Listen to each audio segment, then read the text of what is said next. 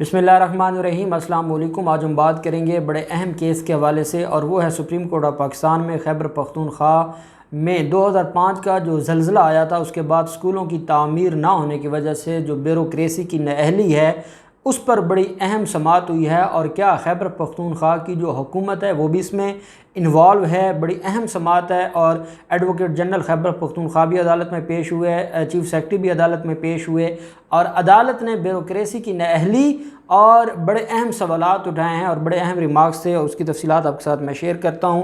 Supreme court نے صوبہ خیبر پختونخوا کی بیوروکریسی پر برہمی کا اظہار کیا، اور عدالت نے کہا کہ صوبے کے زلزلے سے متاثرہ اسکول اور ان اضلاع میں جو تباہ شدہ اسکول تھے 6 ماہ میں فعال کرنے کا حکم دیا ہے، جبکہ چیئرمین ایرا کو آئندہ سماعت پر 1 ماہ کے بعد اس کی جو رپورٹ ہے وہ عدالت نے طلب کر لی ہے کہ کیا پیش رفت رپورٹ ہے، اور ذاتی حیثیت میں اس کو طلب بھی کر لیا ہے۔ چیف جسٹس گلزار احمد کی سربراہی میں سپریم کورٹ کا 2 رکنی بینچ تھا۔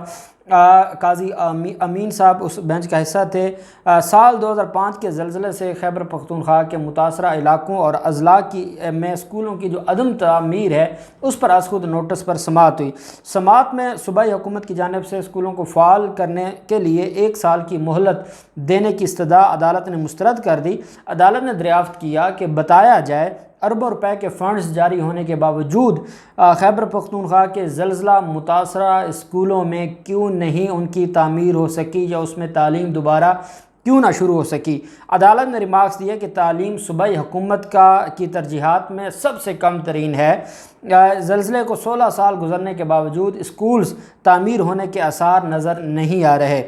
عدالت نے اپنے ریمارکس میں یہ بھی کہا کہ اربوں روپے مختص ہوئے لیکن کوئی نتیجہ نہیں نکلا، جن علاقوں میں اسکول بنے وہ بھی مکمل فعال نہ ہوئے۔ دوران سماعت خیبر پختونخوا حکومت نے اسکولوں کی عدم تعمیر کا ذمہ دار quick reconstruction and rehabilitation authority ERRA کو ٹھہرا دیا۔ عدالت نے ایڈوکیٹ جنرل KPK نے کہا کہ زلزلہ زدہ علاقوں کی بحالی ایرا کی ذمہ داری تھی۔ صوبائی حکومت کو فروری 2020 میں ان اضلاع کا چارج اور کنٹرول ملا ہے جن اضلاع میں زلزلہ آیا تھا اور جہاں پر آج تک سکول نہیں ملے۔ خیبر پختونخوا کی جو موجودہ حکومت ہے فروری 2020 میں اس کو چارج ملا۔ عدالت نے کہا بیوروکریسی تو پہلے بھی وہاں معاملات کو دیکھ رہی تھی، تو یہ اصل جو قصور ہے وہ بیوروکریسی کا ہے، بیوروکریسی نے نہیں کیا۔ چیف جسٹس نے ریمارکس دیے کہ سارا گورکھ دھندا صرف پیسہ ادھر ادھر گھمانے کے لیے ہے۔ انہوں نے خیبر پختونخوا کی جو بیوروکریسی ہے اس کو نااہل قرار دے دیا۔ چیف جسٹس نے مزید ریمارکس دیے کہ آپ کی گھروں سے چھتیں ہٹا دیں تو آپ کو پتہ چل جائے گا، افسران کے کمروں سے AC اور فرنیچر ہٹا دیں، ان کو لگ سمجھ جائے گی، لیکن جن بچوں کے سکول نہیں ہیں، جن کے سکول دوبارہ تعمیر نہ ہو سکے، کیا ان کا بھی آپ کو کوئی احساس ہے؟ چیف جسٹس گلزار صاحب نے کہا کہ گورنر ہو، وزیر اعلیٰ ہاؤس ہو اور باقی افسران، ان کے گھر دیکھیں کیسے شاندار ہیں، ایک دن کے لیے پانی بند کر دیں تو آپ کی چیخیں نکل جائیں گی۔ چیف جسٹس نے ریمارکس دیا کہ 16 سال سے بچے تعلیم سے محروم ہیں، بیوروکریسی کام نہیں کر سکتی تو گھر چلی جائے۔ خیبر پختونخوا کے محکمہ تعلیم کو شرم آنی چاہیے۔ افسران سمجھتے ہیں مختص شدہ پیسہ ان کے لیے ہے، ان کی جاگیر ہے، اور اس کو ہڑپ کرنا ان کے اوپر حلال ہے، اور وہ جو اصل کام ہے جو وہاں پر اسکولوں کی تعمیر ہے یا اسکولوں کی تعمیر پر وہ پیسہ لگانا ہے وہ نہیں ہو رہا، اور سپریم کورٹ نے کہا کہ یہ سب سے بڑی نااہلی وہاں کی بیوروکریسی کی ہے۔ چیف جسٹس گلزار نے برہمی کا اظہار کرتے ہوئے پوچھا کہ کیا پشاور اور مانسہرہ کے بچوں میں کوئی فرق ہے؟ کیا ملک میں سریا سیمنٹ نہیں ملتا؟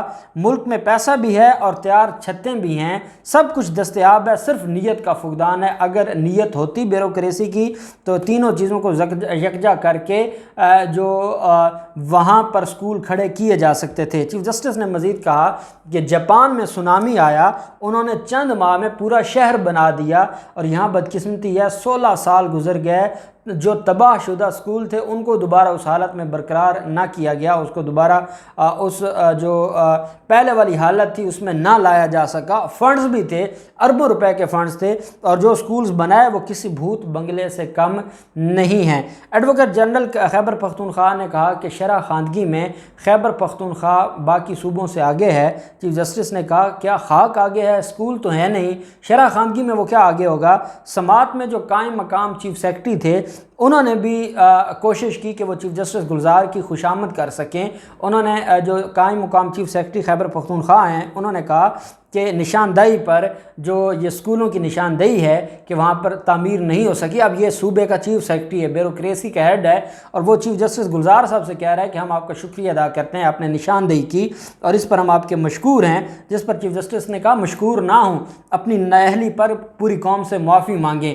ایک تو آپ کی نااہلی ہے اور اوپر سے آپ اتنی ہٹ دھرمی اور بے شرمی کہ آپ عدالت کو کہہ رہے ہیں کہ ہم مشکور ہیں کہ آپ نے اس اہم جو معاملہ ہے اس کی نشاندہی کی ہے۔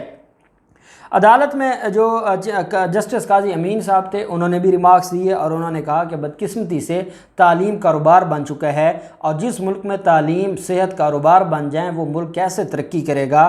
آج اس ملک میں جو سرکاری اسکول ہیں وہ تو صرف یا غریبوں کے بچوں کے لیے جن کے پاس اچھے اسکولوں میں پیسے بھرنے کو نہیں ہیں، انہی کے بچے سرکاری اسکولوں میں جاتے ہیں۔ کیا کسی ایم پی اے، ایم این اے یا کسی بیوروکریٹ کا بچہ سرکاری اسکول میں جاتا ہے؟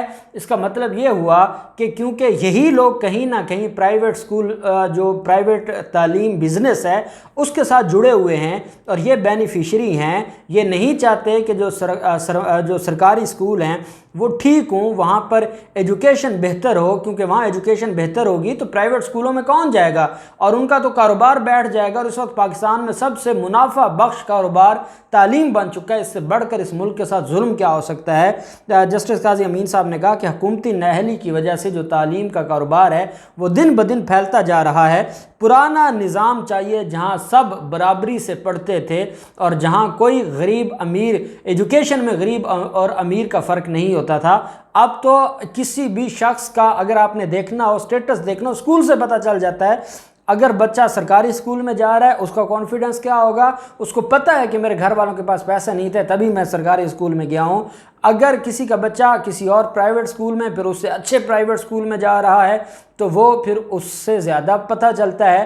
تو وہ بچوں کا جو کانفیڈنس ہے، جب آپ نے جو سرکاری اسکول میں جا رہا ہے یا جو کم اس میں فیس والے پرائیویٹ اسکول میں جا رہا ہے، اس کا کانفیڈنس تو ادھر ہی ختم ہو جائے گا جب اس کو پتہ ہے کہ میرے گھر والوں کے پاس پیسے نہیں تھے تبھی مجھے سرکاری اسکول میں پھینکا گیا ہے۔ تو وہ کیوں، جب آپ کے بچے، آپ کے جو سیاستدان ہیں ان کے بچے نہیں سرکاری اسکولوں میں پڑھیں گے تو اس کا مطلب کیا ہوا کہ سرکاری اسکول اس قابل ہی نہیں ہے کہ وہاں پڑھا جائے۔ تو اس پر سپریم کورٹ آف پاکستان نے کہا کہ حکومت کو سوچنا ہوگا، یہ کاروبار دن بدن پھیلتا جا رہا ہے اور اب تعلیم کو کاروبار کے طور پر جو استعمال کیا جا رہا ہے، خدا کے لیے اس کو روک لیں، نہیں تو یہ معاملہ بہت آگے چلا جائے گا اور یہ پھر رکنے میں نہیں آئے گا۔ بعد ازاں عدالت نے جو ایرا کے چیئرمین ہیں ان کو طلب کیا ہے 1 ماہ کے بعد، اس کیس کی 1 ماہ کے لیے سماعت ملتوی کی ہے، ان کو ان پرسن بھی طلب کیا ہے اور ان سے جو پیش رفت اور جائزہ رپورٹ ہے وہ بھی طلب کی ہے، اور خیبر پختونخوا کے ایڈوکیٹ جنرل کا جو عدالت سے استدعا تھی کہ 1 سال کا ٹائم دیا جائے، عدالت نے وہ 1 سال کی استدعا مسترد کرتے ہوئے صرف 6 ماہ کا ٹائم دیا ہے کہ 6 ماہ میں تباہ شدہ اسکولوں کو دوبارہ بحال کیا جائے، اور عدالت میں ہر مہینے اس کیس کے اوپر سماعت ہوگی اور عدالت میں اب رپورٹ جمع کروائیں گے۔ اب دیکھتے ہیں کہ 1 ماہ کے بعد جو سماعت ہوتی ہے، اور یہ بڑا ہی اچھا انیشیٹو ہے چیف جسٹس گلزار صاحب کا، اور ہم امید کرتے ہیں کہ جو اسکول تباہ شدہ اسکول ہیں ان پر اب وہ بحال بھی ہوں گے اور وہاں ایجوکیشن بھی شروع ہوگی تاکہ ہر پاکستانی کے بچے تک تعلیم پہنچے اور وہ تعلیم حاصل کر سکے۔ اللہ پاک پاکستان کا حامی و ناصر ہو۔ بہت شکریہ۔ اللہ حافظ۔ پاکستان زندہ باد۔